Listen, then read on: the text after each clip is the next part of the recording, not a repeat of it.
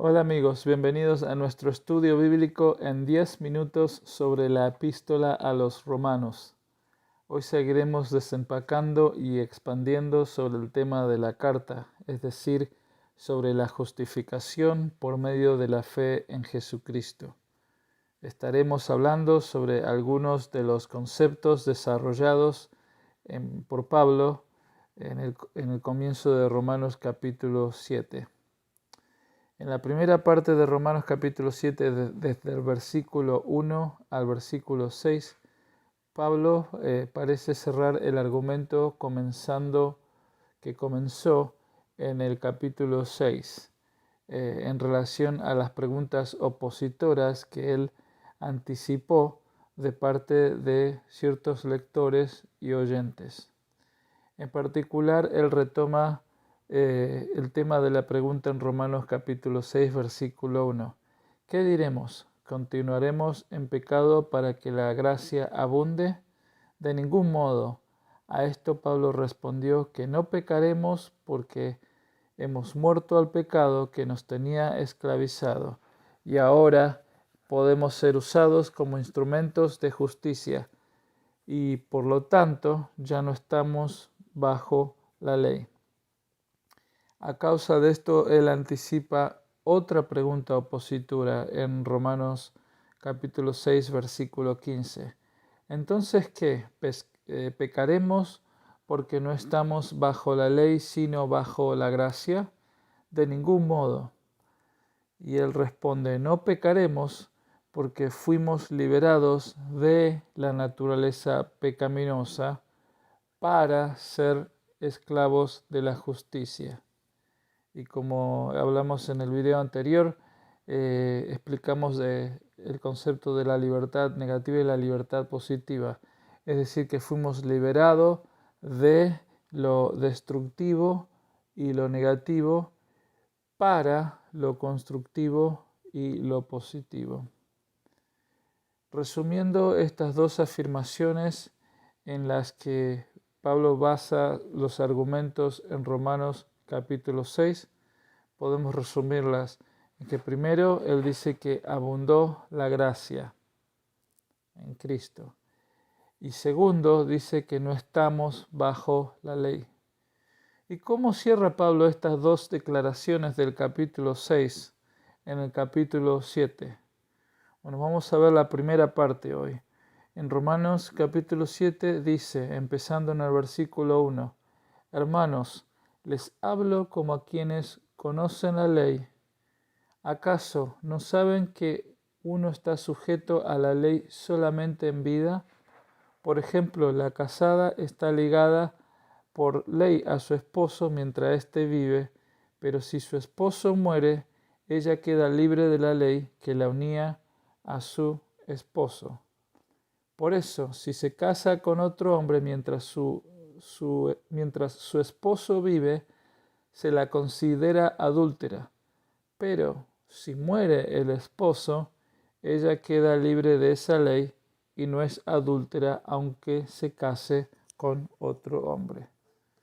Así que, resumiendo, entonces, ¿qué está diciendo Pablo? Pablo dice que si este es el cuadro que dice, ¿no? Tenemos a la esposa y el esposo y los dos están vinculados bajo este contrato o ley matrimonial. Entonces, ¿cuál es el argumento de Pablo? Dice que si el esposo muere, la esposa está libre de esa ley o contrato matrimonial y ella ahora es libre de casarse con otro esposo sin adulterar. ¿Sí? Así que si el esposo muere, la esposa ahora está libre de ese contrato, de esa ley, la cual gobernaba sobre esa relación matrimonial, y ahora ella es libre para casarse con otro. Entonces Pablo dice, usa esta figura como analogía de lo que pasó entre, digamos, nosotros con la naturaleza pecaminosa y con Cristo, ¿sí? Él utiliza la analogía del matrimonio para ilustrar la realidad de que los que hemos creído en Cristo hemos muerto a la vieja naturaleza pecaminosa, ¿sí? Hemos muerto a nuestro viejo esposo, entre comillas, ¿no? Y por lo tanto no estamos bajo la jurisdicción de la ley mosaica, ¿sí? No estamos bajo la jurisdicción de ese contrato, de esa ley, ¿no?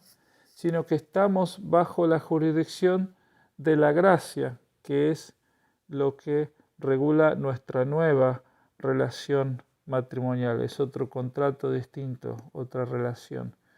Entonces dice Romanos capítulo 7, versículo 4. Por tanto, hermanos míos, también a vosotros se os hizo morir a la ley por medio del cuerpo de Cristo, para que seáis unidos a otro, a aquel que resucitó de entre los muertos, a fin de que llevemos fruto para Dios, porque mientras estábamos unidos en la carne, las pasiones pecaminosas despertadas por la ley actuaban en los miembros de nuestro cuerpo a fin de llevar fruto para muerte. Pero ahora hemos quedado libres de la ley, habiendo muerto a lo que nos ataba, de modo que sirvamos en la novedad del Espíritu y no en el arcaísmo de la letra. ¿Sí? Entonces, ¿qué está diciendo Pablo? Dice, ¿sí?, que a nosotros se nos hizo morir a la ley por medio del cuerpo de Cristo. ¿Por qué? Porque por medio del cuerpo de Cristo nuestro viejo hombre ha muerto, ¿sí? Así que vamos a cruzarlo aquí.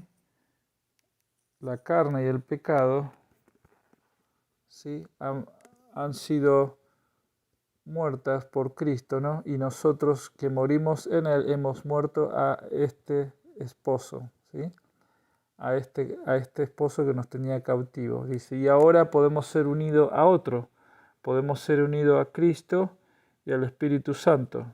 Podemos ser parte de esta nueva relación, ¿sí?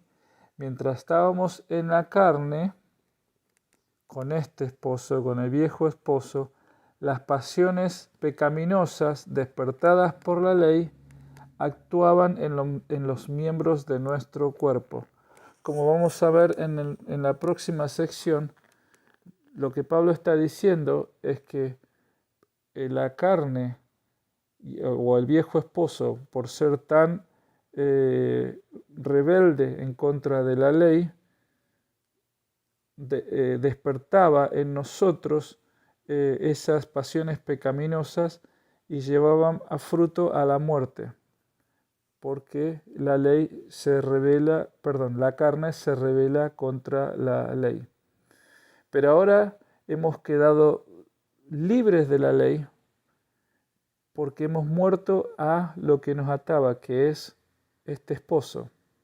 Entonces, con el argumento de Pablo dice, ahora que hemos muerto a este esposo, esa ley matrimonial ha sido cancelada, no porque sea mala, no porque era una mala, es una muy buena ley y todavía está vigente para la carne y para los que no creen, ¿no?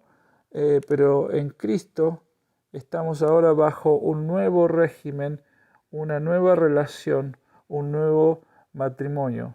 Entonces, ¿qué ha hecho? Esta relación se ha terminado con la carne. Delante de Dios esta relación se ha terminado. Y ahora hemos quedado libres de esta ley, ¿sí? Y hemos muerto a nuestro cuerpo pecaminoso para que ahora podamos servir en la novedad del Espíritu, dice, en lo nuevo, ¿sí? Y no en el arcaísmo de la ley. Como hemos dicho antes, y alguno preguntará, ¿pero y qué pasa entonces con la ley? Bueno, como hemos dicho antes, en el Espíritu Santo yo puedo caminar en la justicia de Dios porque Cristo fue el que consumó la obra y que Él pudo, como dice en 2 Corintios 5:21, Él que no conoció pecado se hizo pecado para que nosotros podamos ser la justicia de Dios en Él, para que Él nos pueda dar de su justicia, como hemos hablado antes. Entonces ahora la ley no la cumplo yo, sino que la cumple Cristo en mí. El Espíritu Santo, en esta nueva relación, es el que cumple la ley, es el que cumple con la justicia. En la antigua relación, el esposo era el que se rebelaba contra la ley. Esta es una relación muy mala, no queremos estar en esta relación. En cambio, en esta relación, el Cristo y por medio del Espíritu Santo cumplen con los requisitos de la ley y yo simplemente soy parte de esta relación.